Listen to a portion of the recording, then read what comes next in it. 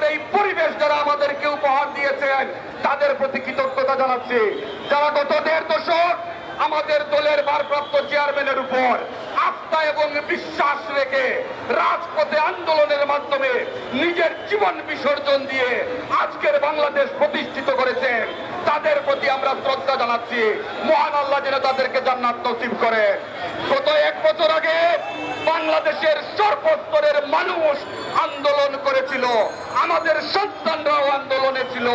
খারাপ লাগে সেই বাচ্চাগুলো 1 বছরের ভিতরে এসে আজকে তাদেরকে আটকারের মাধ্যমে তাদের বাড়িতে ফিরে যেতে হয়। মনে রাখবেন, আন্দোলন করেছে সর্বস্তরের মানুষ। সেই আন্দোলনের মাস্টার মাইন্ড দীর্ঘ 1.5 দশক বাংলাদেশের মানুষের মুক্তির আন্দোলনে নেতৃত্ব দিয়েছেন ভারপ্রাপ্ত চেয়ারম্যান তারেক রহমান। সুতরাং মনে রাখবেন, এটি কোনো ছেলে খেলা নয়। মনে রাখবেন, পিপিলিকার পাখা গজায় মরিবার করে। সুতরাং সাবধান হয়ে যান, সংযত কথাবার্তা বলুন এবং নির্বাচিত সরকারের কাছে ক্ষমতা হস্তান্তরের মধ্য দিয়ে মানুষের মনের মধ্যে শক্তি ফিরিয়ে আনুন। খোদা হাফেজ। বাংলাদেশ জিন্দাবাদ। বাংলাদেশ জাতীয়তাবাদী দল জিন্দাবাদ।